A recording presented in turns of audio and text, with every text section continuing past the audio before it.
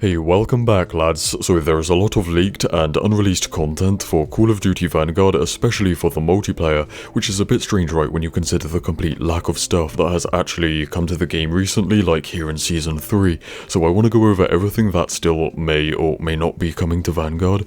Now, I'm a bit sick at the moment, it may be COVID, so bear with me struggling for air, but it's not as bad as the struggle for new content here in Vanguard, and something that could have really helped that is the leaked return of Ground War, the large-scale multiplayer mode from Modern Warfare. There were voice lines found months ago of Captain Butcher, the announcer for Ground War, and yeah, unfortunately it seems like that is no longer coming, it's no longer planned, and may have evolved into the arms race mode. I'm a major Ground War enjoyer, so I was disappointed that it's not what we got in Vanguard. And another big thing here is a long leaked list of multiplayer maps, and I gotta give credits to Reality, who is a data miner who finds and posts this stuff from the files of the game. So yeah, the unreleased maps include the remaster of USS Texas from COD World War II, maps codenamed Factory and Tank, Grow House and Downcast. So it makes you wonder, right, like you look here at the start of Season 3 and the only multiplayer content that we have, like the main stuff, is one multiplayer map, Mayhem,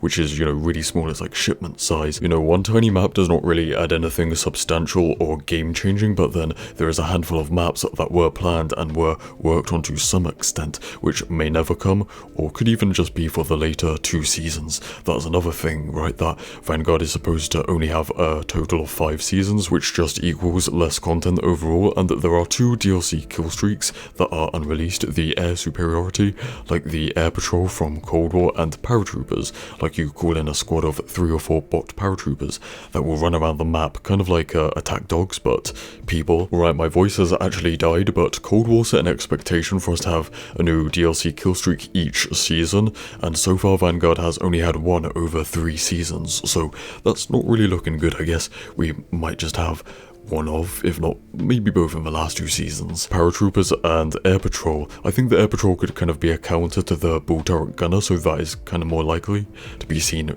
maybe in Season 4, but there is also a mysterious DLC weapon that has calling cards and blueprints in the files of the game for months, but it's never been released, and that is the Chauchat French LMG, or a kind of automatic rifle. It could be classified as either, so that might come one day, boys. Talking about weapons reminds me of the weapon inspect animations that were partly added into the game a while back for some certain weapons, and then removed, and I don't think we've heard anything about it since, and I'm pretty sure it's not in the game, right?